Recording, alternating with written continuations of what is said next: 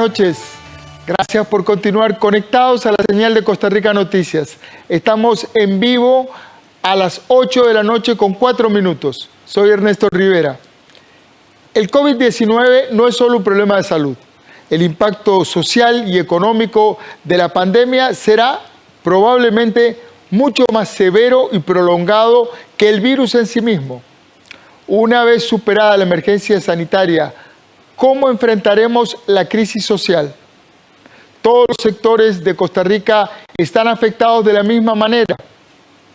Según advierten reiteradamente los informes del Estado de la Nación, en nuestro país la desigualdad social venía creciendo de manera sostenida en las últimas décadas.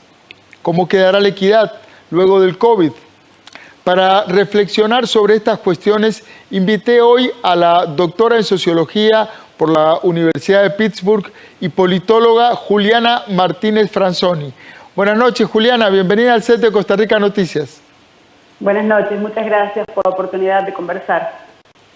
Juliana, ¿cómo dimensionar el daño social que está provocando el virus? ¿Cuál podría ser el punto de referencia? Algunas personas hablan de una etapa similar a la posguerra europea de los 40, pero ¿cómo medirlo en términos costarricenses? Es una excelente pregunta y una pregunta muy difícil de responder. Es una situación inédita que enfrentamos como sociedad y como planeta. A la vez es un shock que nos llega en el marco de un conjunto de trayectorias que existían antes de este shock, que es la emergencia sanitaria.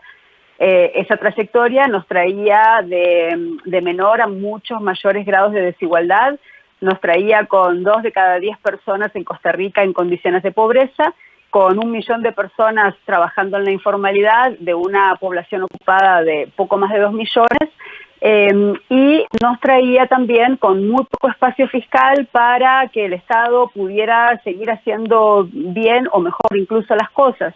De manera que este shock nos encuentra en un momento muy difícil y ante la disyuntiva de si la emergencia sanitaria va a profundizar esa trayectoria o nos va a permitir refundar los acuerdos sociales y políticos de una nueva trayectoria que vaya a reducir los niveles de desigualdad, reducir los niveles de informalidad, reducir los niveles de pobreza y aumentar la capacidad del Estado de hacer cosas.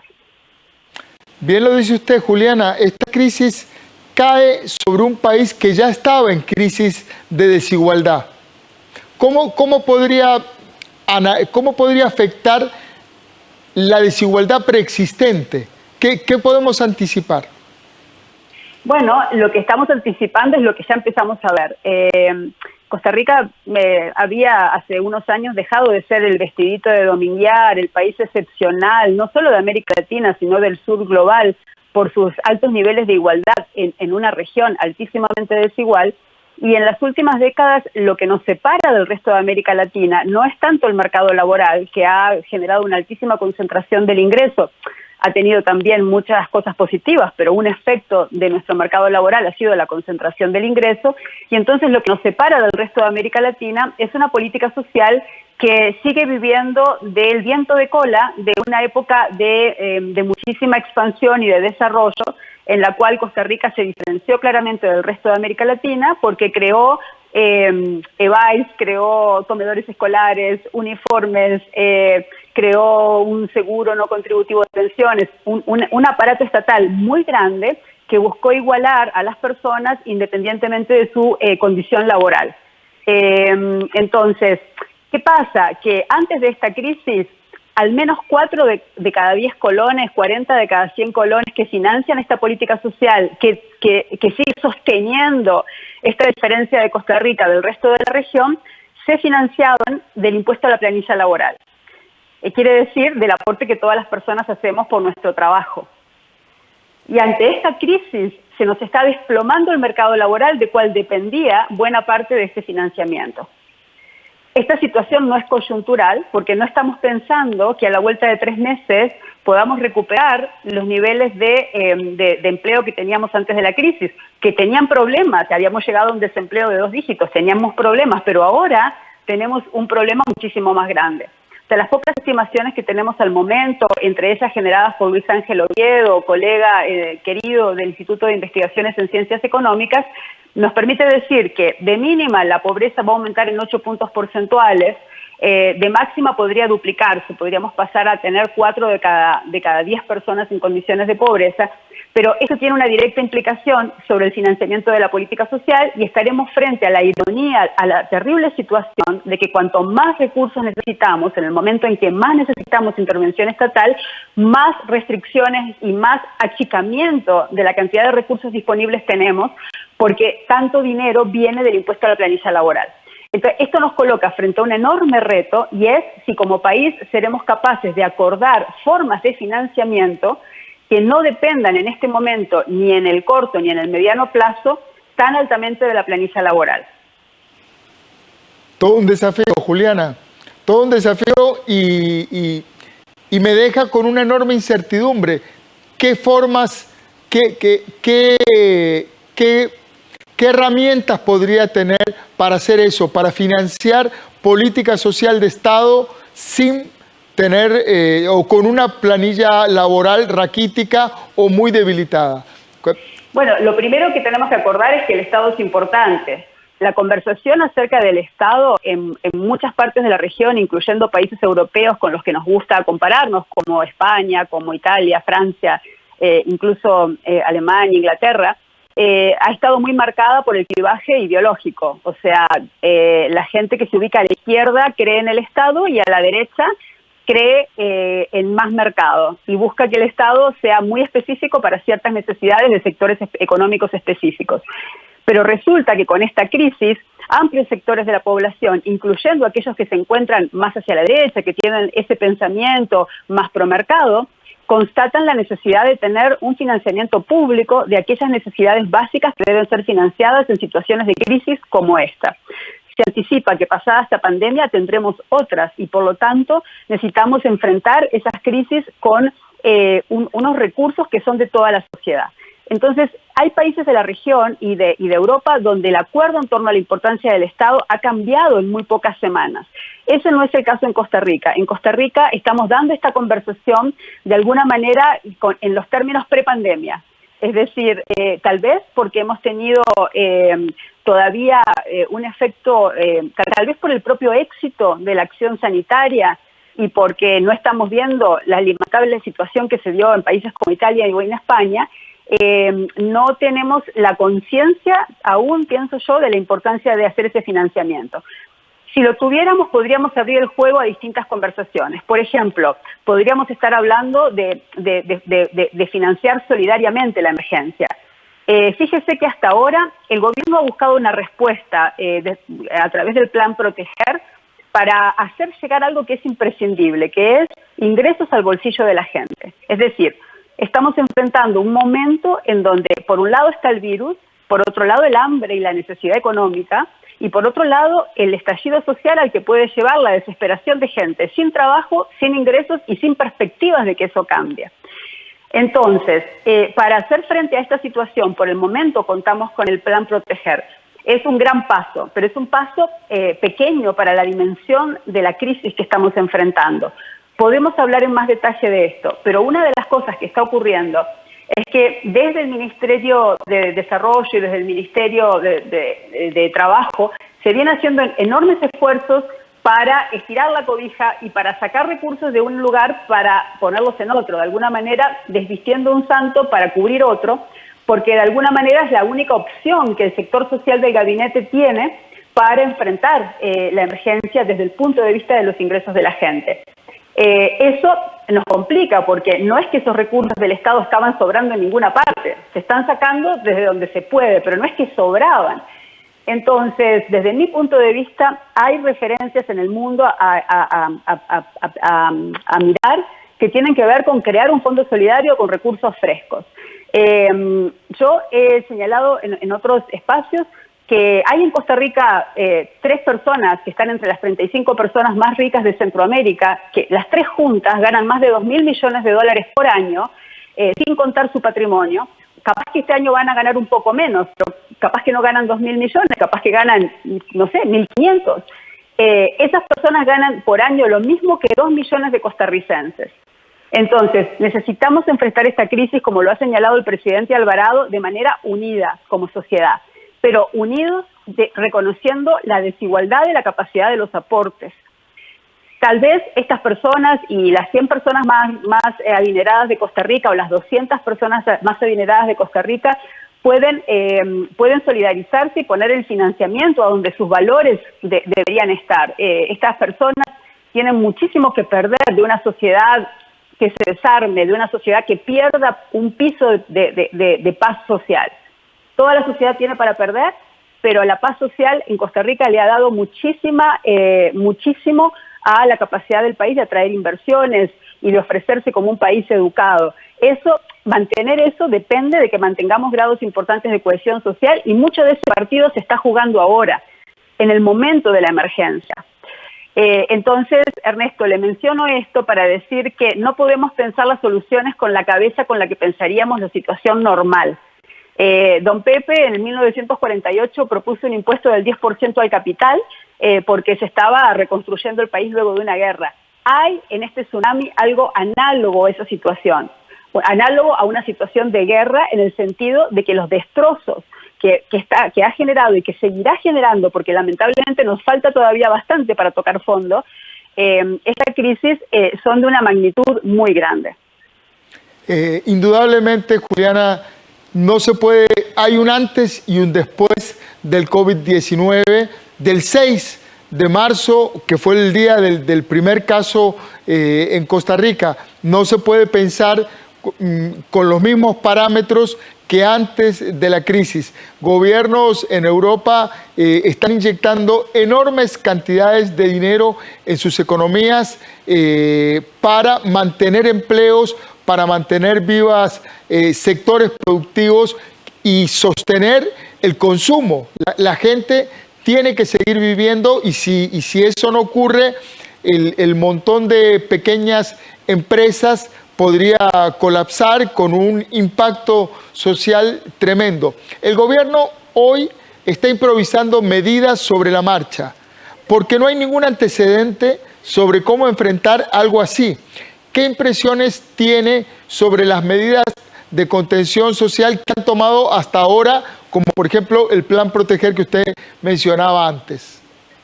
Yo pienso que es un gran paso, y es un paso que llega en torno al día 35 de la emergencia. Es un paso que cuando llega, solo el primer día que se abre el sitio web en el que la gente se registra, se asoman a ese sitio 1.700.000 personas. Al día de hoy, los últimos datos que vi es que había 400.000 personas que habían hecho solicitudes. Entonces es un paso sumamente importante, y es un paso que llega luego de que los sectores más formales de la economía y que las empresas que contrataban a muchas de estas personas consiguieron un paquete de beneficios muy amplio, que van desde no pagar el impuesto de renta hasta diciembre, no pagar el impuesto al valor agregado, aunque el consumidor lo paga, las empresas lo pueden seguir cobrando y utilizarlo durante este periodo. Han conseguido reducir su planilla laboral sin costos, y han conseguido que la planilla laboral que mantienen sea más barata, pagando menos a la seguridad social. Entonces, estas medidas para las empresas muy grandes no eran necesarias desde mi punto de vista, y sin embargo para las micro y las pequeñas son insuficientes. Hay varios economistas, entre ellos de Paula Gutiérrez, que han señalado que necesitábamos medidas mucho más orientadas, porque estas medidas planas para todo el sector empresarial no dan cuenta de la enorme desigualdad de lo que es el sector empresarial hoy en Costa Rica. Dicho eso, luego viene esta medida que es para transferir recursos urgentes a muchas de las personas que muchas de estas empresas mandaron a su casa sin prestaciones, con la esperanza de volver a pagarles un salario en unos meses. Esto tiene muchos riesgos, porque muchas de estas personas en unos meses van a volver a empresas que no van a existir más, y van a tener que enfrentar procesos judiciales de largo aliento para recuperar prestaciones que tal vez nunca puedan ver. Es decir, me parece a mí que hubiera sido importante que todas aquellas empresas que podían, que tenían el flujo de caja para hacerlo, hubieran mandado a la gente a la casa con dinero en su bolsillo. Pero en todo caso, cuando llega a Proteger, llega para resolver ese dinero básico básico para pagar la canasta básica alimentaria que el INEC estima en casi 51.000 colones en zonas urbanas y en poco más de 42.000 colones en zonas rurales. Entonces, el bono de 125.000 colones completo alcanza para 2,5 canastas básicas alimentarias de las personas que viven solas o que no tienen gente a su cargo, y al mismo tiempo tiene limitaciones para la mayoría de los hogares en donde hay muchas más personas. Esto es algo que hemos conversado con las autoridades del sector social, la preocupación de la necesidad de asegurar una canasta básica alimentaria por boca, por persona. De las estimaciones que hemos visto en los sectores de la economía donde se perdieron casi todos los empleos, como el turismo, 7 de cada 10 hogares tienen al menos 3 integrantes y 4 de cada 10 tienen al menos 4 integrantes, con lo cual solo 3 de cada 10 hogares en esos sectores se verían bien atendidos en la parte alimentaria por este bono. Entonces, mi opinión es que necesitamos proponernos llegarle a cada persona. ¿Por qué? Porque está en juego la infancia y está en juego la población adulta mayor. Entonces, necesitaríamos pensar en que este bono sea, pues tenga en cuenta el tamaño de la familia. En segundo lugar, como bien lo señalan las autoridades del sector salud, del sector social, ocupamos, si vamos a hacer eso, si fuéramos a hacer eso, como sociedad deberíamos también llegar a la mayor cantidad de gente posible. Entonces hay una tensión entre cobertura y suficiencia. O sea, resolver las necesidades alimentarias, solo alimentarias. No estamos hablando de que la persona se tome el bus, tenga que ir a la farmacia, se le rompa un par de zapatos. Estamos hablando de lo alimentario. Ocupamos que resuelva la necesidad alimentaria de cada persona, y esas personas pueden ser muchas. Estimamos que podrían, digamos, verse afectadas 450.000 personas ocupadas, con lo cual estaríamos hablando de 1 millón de hogares, de 1 millón de personas, si vinculamos que por cada ocupado hay más gente, niños, niñas, personas adultas mayores, a veces esposas que hacen el trabajo no remunerado en la casa, etcétera. Entonces, por esa razón y porque esta situación no va a durar solo 3 meses, parece inevitable tener más recursos que los que se están buscando. Como decía antes, el sector social del gabinete está trabajando, me parece, con un esfuerzo muy loable, sistemático, claro, persistente, pero con un espacio fiscal que le fue dado por el sector económico del gabinete. Creo que hay que abrir esa conversación y creo que este es un problema mucho más grande que el gobierno y que por lo tanto necesita de muchos sectores sociales y económicos acercándose al gobierno, ayudando al gobierno, pero fortaleciendo el Estado. Desde el sector privado se han hecho algunos esfuerzos como donación de alimentos que son sumamente importantes, pero lo que necesitamos es recursos para que el Estado financie estas transferencias y también la gente va a necesitando la caja del Seguro Social.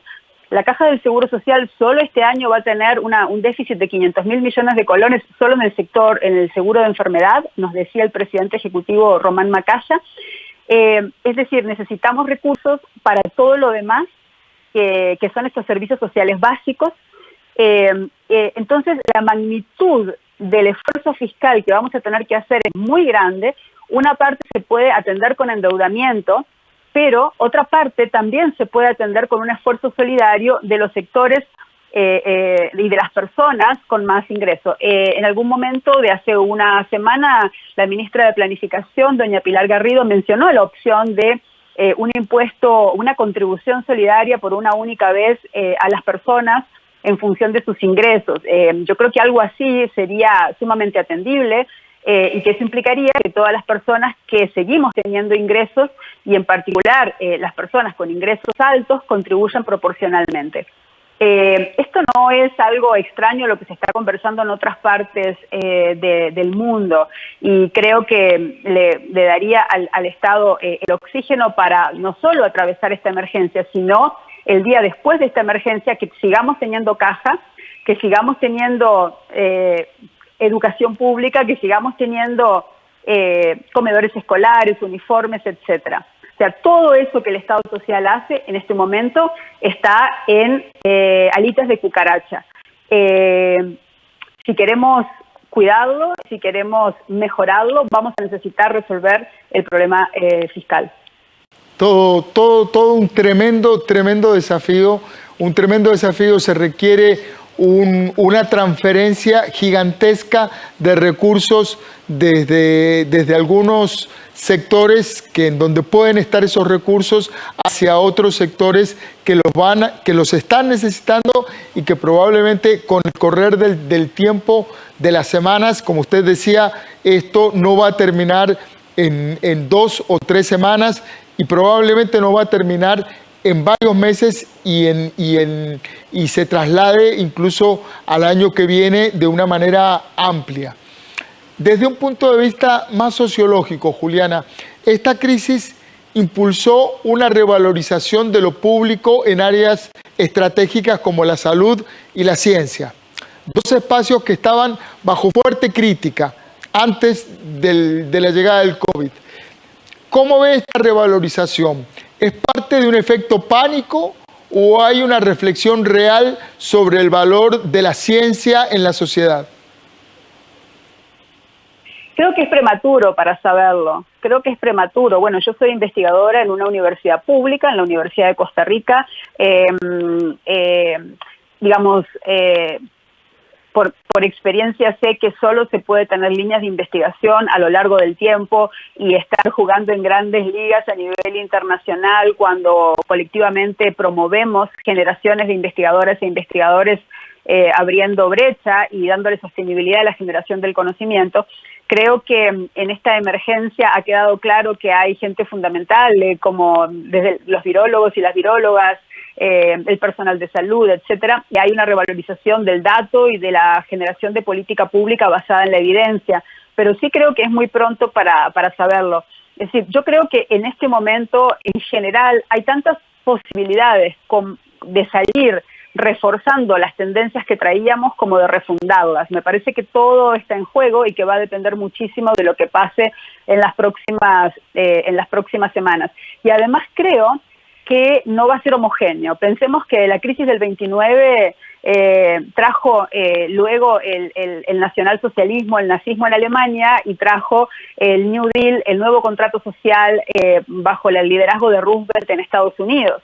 Y si bien estas cosas estaban conectadas, lo cierto es que hubo dinámicas sociales y políticas específicas que fueron dando forma al curso de las sociedades durante esas décadas que las diferenciaron. Entonces creo que hay posibilidades para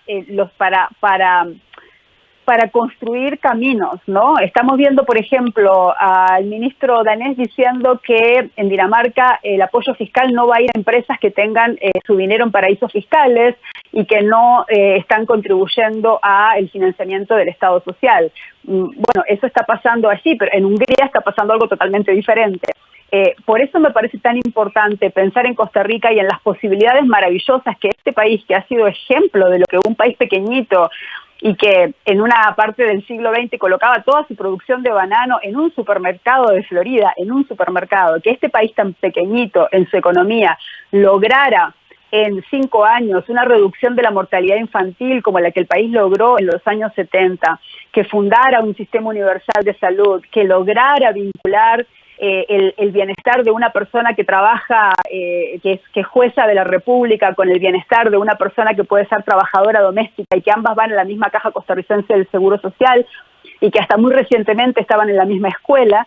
Es decir, Costa Rica tiene mucho que aprender de su propia historia y de cómo la tremenda crisis política que llevó a la Guerra Civil de 1948 contribuyó a reforzar y a consolidar ese Estado social que se venía abonando y que venía naciendo en las décadas previas. La historia pudo haber sido muy distinta. La historia no es determinista, no es mecánica. Ahí hubo personas, liderazgos, personas que pusieron luces largas para reconciliar intereses particulares con intereses de la sociedad. Es decir, siempre que se logran acuerdos colectivos como sociedad, igual en la Europa de la posguerra, se le da un lugar al interés particular, ¿no? Yo mencionaba antes a las personas que han sido muy exitosas económicamente en Costa Rica en las últimas décadas, mientras un montón de otras personas no lo han sido. tiene que haber un lugar en la sociedad para que las personas hagan dinero y también tiene que haber un lugar en la sociedad para que esas personas que hacen dinero financien esas cosas que o son buenas para toda la gente o son malas para toda la gente, como la seguridad, como las carreteras, como la salud, etcétera. A mí me preocupa que estamos enfrentando algunas de estas situaciones realmente como en tiempos normales. Y quiero poner un ejemplo que puede ser polémico.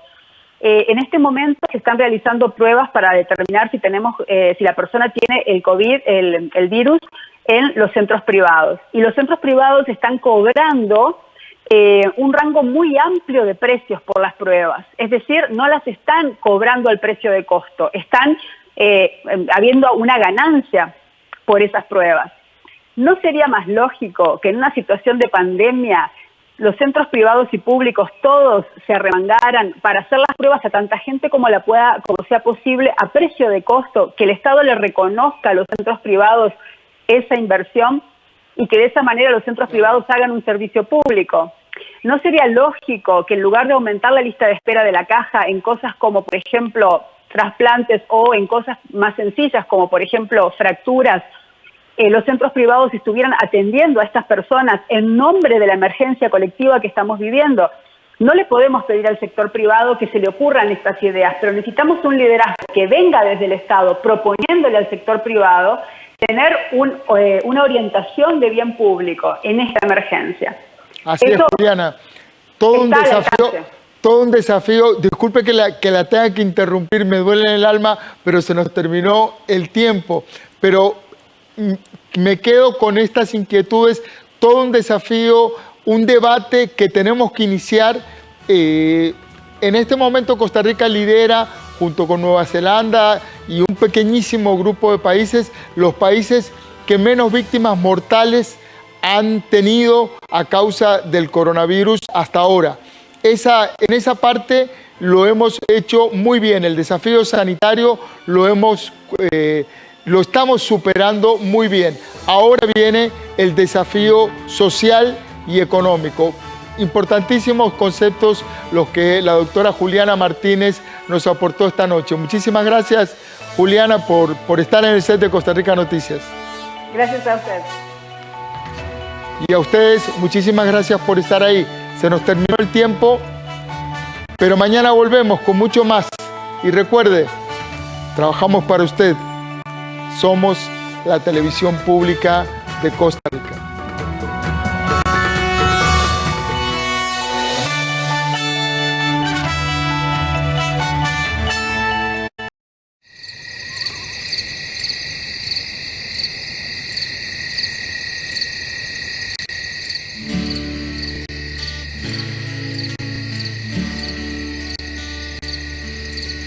Cuando te vayas a dormir, recuerda agradecer por un día más de sol. Cuando tus ojos vayas a cerrar, recuerda abrir las puertas para soñar. Y podrás mirar que hay en ti nuevas fuerzas para lograr un mundo lleno de amor y paz. Dale un beso al que está a la par. Cierra tus ojos y empieza a soñar. Buenas noches, Sila. Buenas noches, Lenny.